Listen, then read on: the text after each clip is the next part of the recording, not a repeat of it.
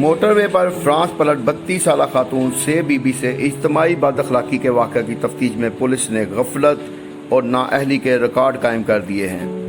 مظلوم خاتون کا نام اردو کے لفظ سے شروع ہوتا ہے، اس لیے ہم اسے سے بی بی ہی کہیں گے۔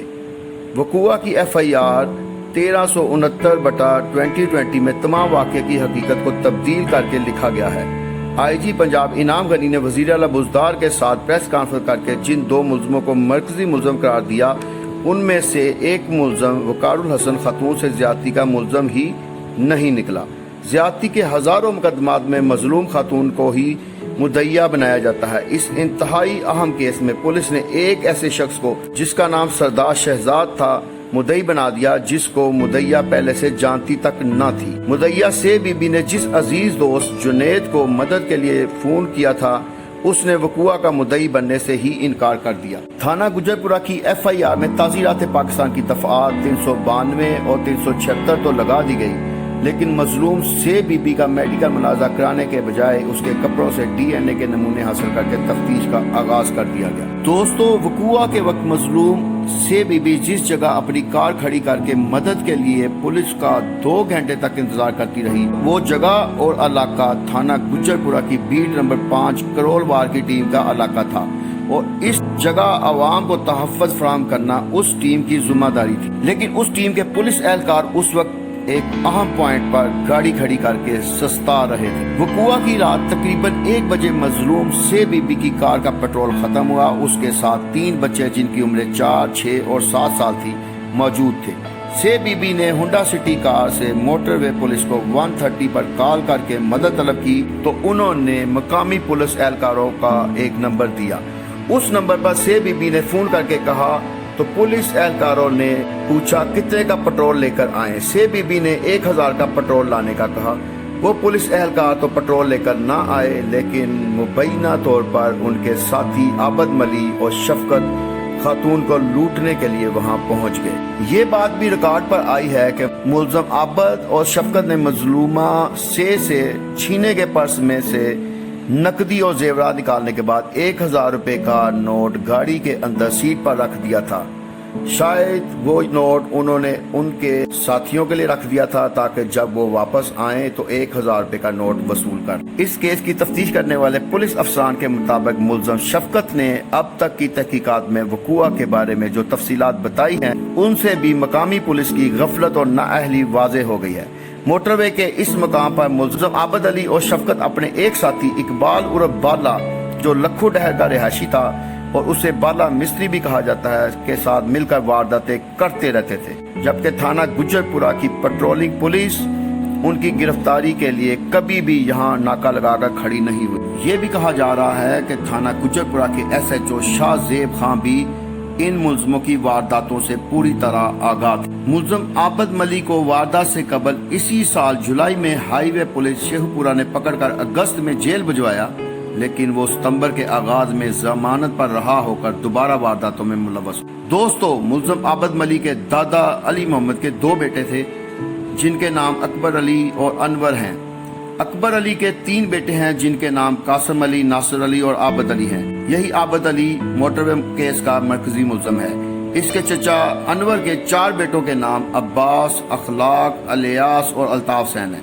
یہ پورا خاندان ہی مختلف وارداتوں میں ملوث رہا ہے۔ وہ بہاول نگر سے لاہور اور شیخو پورہ آ جاتے، یہاں وہ کبھی کسی کارخانے میں ملازم ہو جاتے اور کبھی راج مستریوں کے روپ میں لوگوں کے گھروں کی ریکی کرتے۔ عابد علی نے اپنے 4 ساتھیوں سمیت ضلع بہاول نگر کے تھانہ فورٹ عباس میں ایک خاتون سین اور اس کی 16 سالہ بیٹی الف سے اجتماعی بد اخلاقی کی، جس کی ایف آئی آر نمبر 264/13 درج کی گئی۔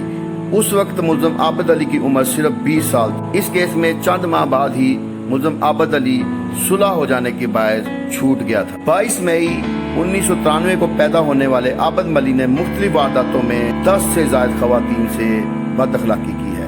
ملزم شفقت کے مطابق ملزم عابد علی 2 وجوہات کی بنا پر موٹر وے اور ہائی ویز پر وارداتیں کرتا تھا۔ موٹر وے پر جن افراد کو شکار بنایا جاتا، ان میں سے اکثر اپنے گھروں سے دور سفر کر رہے ہوتے تھے، اور وہ مقدمہ درج کروا کر بار بار اپنے گھر سے اتنی دور مقدمہ کی پیروی کرنے سے کتراتے تھے۔ دوسری وجہ یہ تھی کہ ملزم عابد ملی जिन वारदातों में खवातीन से बद अखलाकी करता था उनमें से 90% से जायद में मुद्दई खानदान बदनामी के बायस बद अखलाकी का मुकदमा दर्ज ही नहीं करवाते थे। लाहौर पुलिस की अब तक की तफ्तीश में मुलज़म शफकत ने बताया कि 9 सितंबर 2020 की रात मुलज़म आबद और वो मोटरवे के नीचे अंडरपास पर वारदात करने पहुंचे थे। उस दौरान आबद को सफेद हुंडा कार की बत्तियां जलती बुझती नजर आईं तो वह जायजा लेने पहुंचा। उसने कार की फ्रंट सीट के साथ शीशे से अंदर झांका तो अंदर एक अकेली खातून थी, जबकि अकबी नशिस्त पर 3 बच्चे सो रहे थे।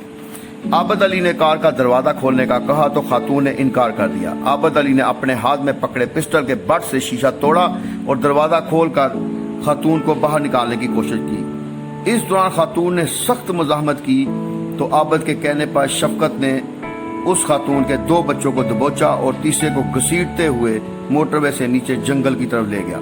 मुलज़म शफकत के मुताबिक इस दौरान खातून आबद से हाथ छुड़ाकर दूर निकल और एक राहगीर की गाड़ी को रुकने का इशारा किया, लेकिन उसने कार ना रोकी। मुलज़म शफकत के मुताबिक खातून उस वक्त दूर भाग सकती थी, लेकिन बच्चों की चीखों के बायस वापस आ गई और हमने जंगल में उसे काबू करके बद अखलाकी का निशाना बनाया।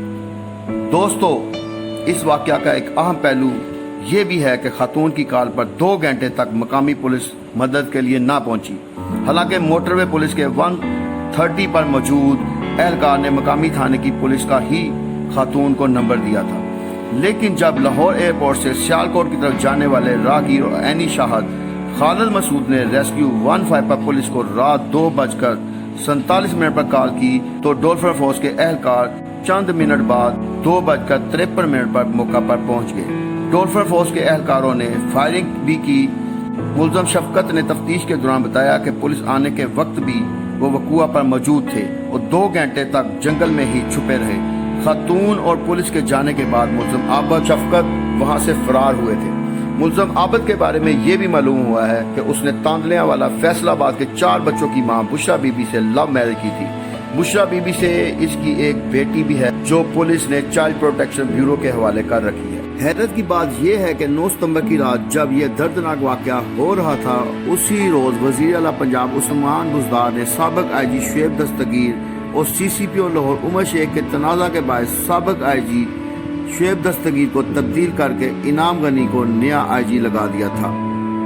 इस वाक़या का सबसे दुखी कर देने वाला पहलू ये है कि से बीबी फ्रांस से अपने 3 बच्चों को इसलिए पाकिस्तान लाई थी कि यहाँ रियासत मदीना बन चुकी है और उसके बच्चों की परवरिश इस्लामी माहौल में बेहतर तरीके से होगी, लेकिन उसे क्या पता था कि पाकिस्तान में उसके साथ और उसके मासूम बच्चों के साथ वो कुछ होगा जो वो कभी ख्वाबों में भी सोच नहीं सकती थी।